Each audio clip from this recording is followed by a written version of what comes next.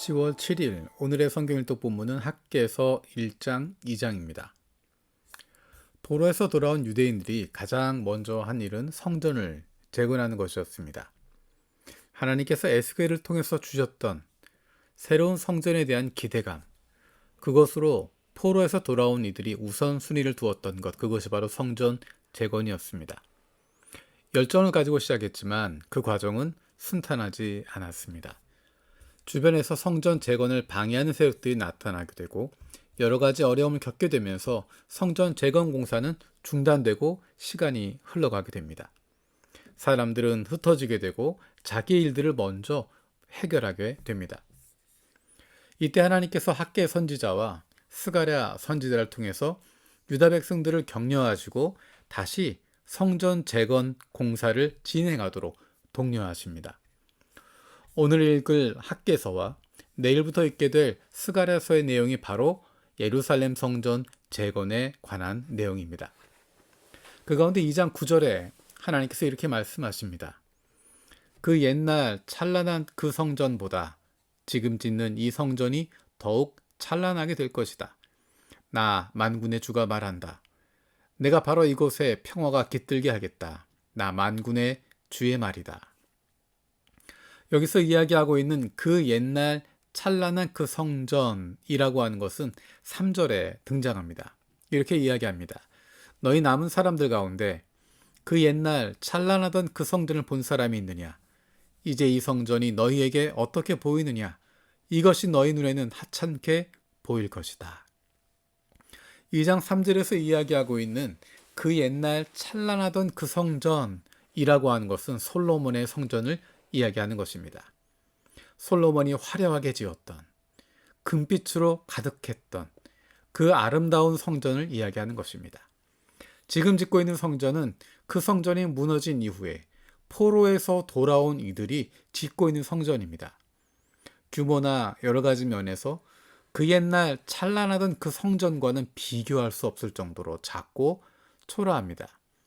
그래서 에스라에 보게 되면 사람들이 그 터가 놓이는 모습을 보면서 예전에 찬란했던 모습을 알고 있던 사람들은 통곡했다라고 이야기를 합니다.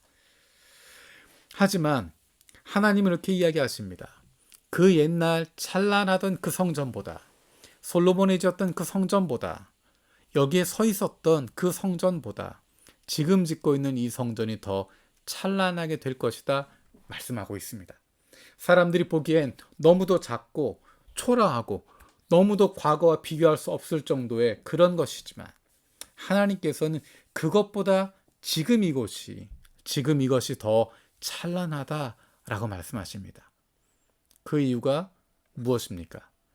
그 이유는 단 한 가지입니다. 하나님께서 함께 하시기 때문입니다. 하나님께서 이곳에 평화가 깃들게 하시기 때문입니다. 하나님의 영광이 있고 하나님의 임재가 있기 때문입니다. 우리가 예언서에서 살펴보았던 것은 예루살렘 성전의 모습입니다. 아름답고 화려한 성전이었지만, 그 찬란한 성전이었지만 그것은 하나님의 임재가 없는 곳이었습니다. 하나님의 임재가 아니라 우상 숭배로 가득 차 있었고 인간들의 욕망으로 가득 차 있었습니다. 정치적인 의도로 가득 차 있었고 종교적인 의도로 가득 차 있었고 하나님은 뒷전으로 가버린, 사람들도 지도자들도 그 누구도 하나님의 임재에 신경 쓰지 않는, 하나님이 존재하지 않는, 하나님이 없는 곳입니다.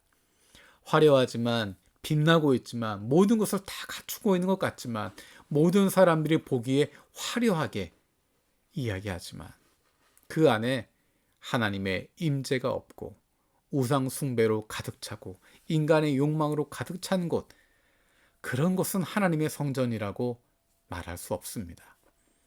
우리는 자꾸만 세상의 시선을 따라가려고 합니다.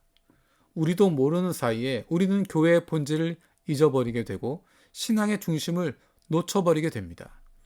때로는 그때가 좋았다라고 막연히 동경하기도 합니다.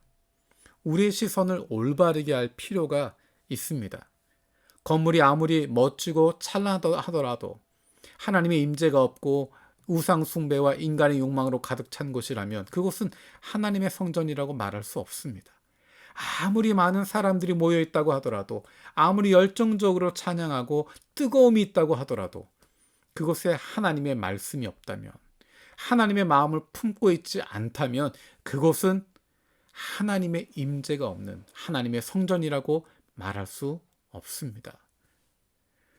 아무리 멋지고 화려한 비행기라도 그 안에 범죄자들이 타고 있으면 그 비행기는 범죄 수단일 뿐입니다. 하지만 아무리 보잘것 없더라도 대통령이 타고 있으면 그 비행기는 에어포스 1이라고 불리게 됩니다. 겉모습에 속지 말아야 합니다.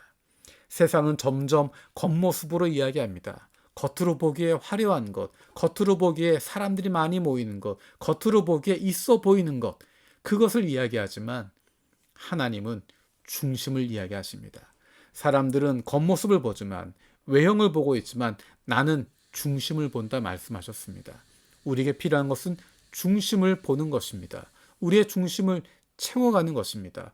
우리의 시선이 겉모습에 속지 않도록, 우리의 귀가 다른 사람들의 이야기에 속지 않도록, 다른 사람들의 평가에 넘어가지 않도록, 오직 하나님이 원하시는 것이 무엇인지, 하나님의 마음이 어디에 있는지, 하나님의 뜻이 어디에 있는지, 하나님이 기뻐하시는 것이 무엇인지를 바라보고 거기에 집중할 수 있어야, 그래야 진정한 하나님의 사람들이라고 말할 수 있습니다.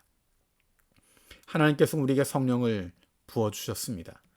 그 성령으로 말미암아 하나님의 마음을 품게 하셨고, 하나님이 기뻐하신 것이 무엇인지를 우리에게 깨닫게 해 주셨습니다. 우리는 거기에 집중하는 것입니다. 겉모습을 바라보는 것이 아니라, 사람들의 칭찬에 얽매 있는 것이 아니라, 하나님이 원하시는 것이 무엇인지를 보고 그 중심을 올바르게 바라볼 수 있는, 올바르게 판단할 수 있는 하나님의 마음을, 하나님의 시선을 품게 되어질 저 여러분들 되어지길 원합니다. 살아계신 하나님 감사드립니다.